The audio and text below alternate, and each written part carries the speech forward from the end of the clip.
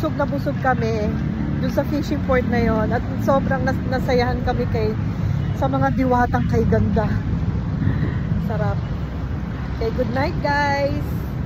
Day 1 over and napakasarap, napakaganda, napakasaya. Thank you so much for the lovely night and the lovely day here in Iloilo. Tomorrow is day 2.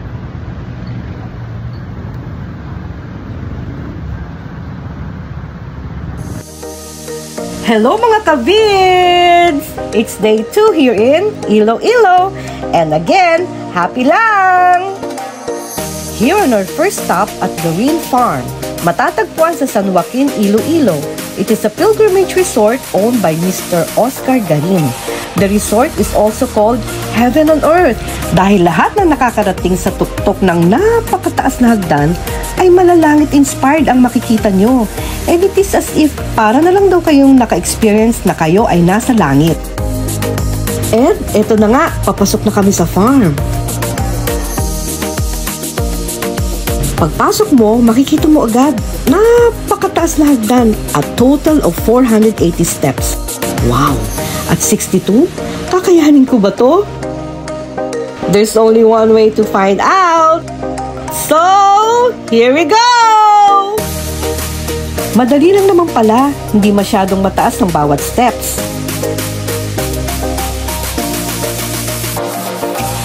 And merong stopover where you can rest for a while. Each stopover is the Station of the Cross, kaya nagdasal na din kami. We are so proud and blessed na kahit seniors na kami, nakakaya pa din namin gawin to. Oh, si Papa Stephen, competitive pa!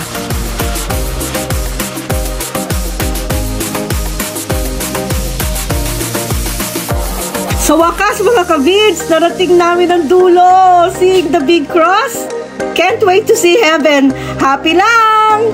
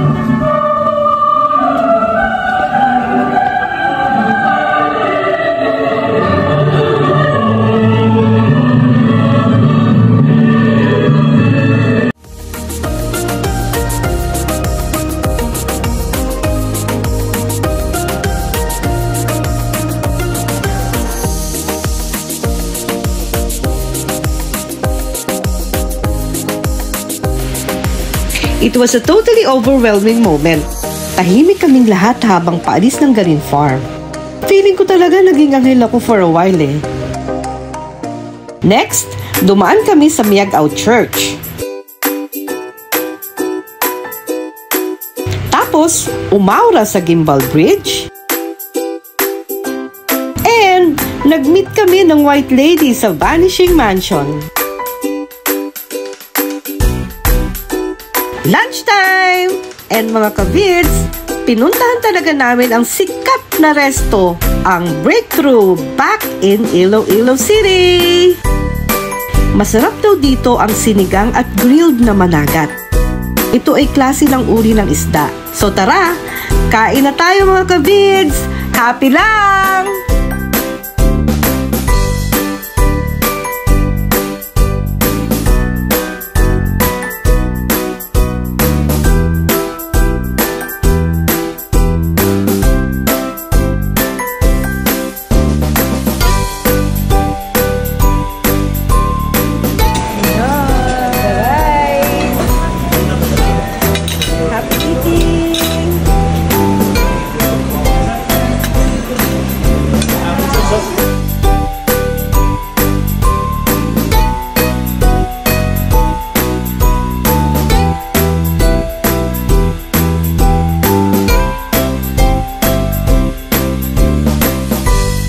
Next stop, Molo Mansion, isa sa mga sikat na heritage houses dito sa Iloilo.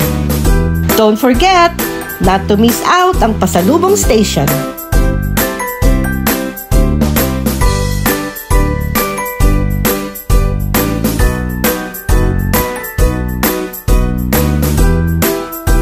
Dito naman tayo sa happy endings. Pero tayo, happy lang ha, walang ending! Sikat daw ang coffee shop na ito sa kanilang ice cream.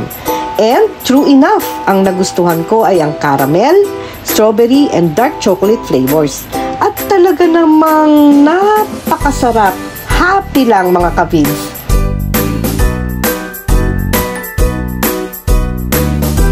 Pagkatapos magpalamig, tumawid lang kami from Molo Mansion going to Molo Church. Matagal na siyang naghihiling sa'yo niyan. Oo, nakarang linggo pa. No? Nakarang linggo pa? Nakailang labas ka na, hindi mo pasalubungan ng pantali ng buhok. Nalaman na lang namin kay Kuya Ralph, ang aming driver for today, na may napakalaki siyang problema. Baka daw kasi awayin siya ng partner niya pag di siya nakapag-uwi ng ipit. Yes mga ka-vids, yung clip sa buhok, lagi na lang daw siya puro pangako pero pag uuwi walang dala. Ang laki ng problema niya mga ka-vids.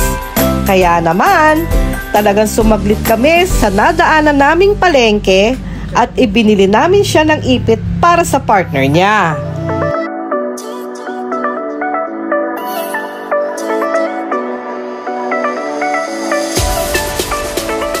Oh, kumusta na ang pamimili mo ng panali? Bumili din ako. Bumili din ako for myself. Aba, tumawad ka? Oo, tumawad ako. Mabait siya. Teka, ito bigay natin kay Kuya yung para sa kanyang misis. Pinakita niya sa amin yung picture ng partner niya eh. Sabi niya mukhang masungit nga daw, mukhang mataray. Patingin nga kung bagay yung binili natin. Mukhang magagalit. Mukhang hindi ka makakauwi nang walang panali ang buhok. Flashback. Ilang buhok. Siya daw yan. Ay, mahaba na nga ang buhok niya. Kailangan na nga niya ng pantali ng buhok. Mukha nga mataray ah. Mukha pa lang. Oo. Mukha pa lang yan. End of flashback. Ang ganda ha. Kuya, ito yung para sa asawa mo. Ayan o, mamili siya. Ang dami siya. niyan. Ano yan?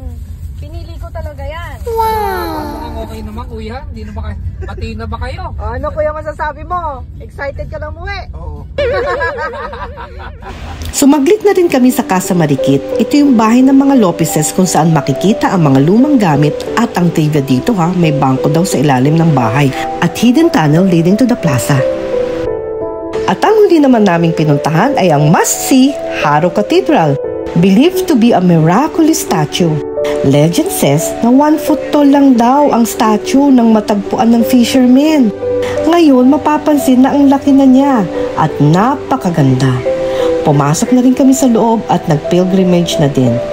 It was a truly blessed day.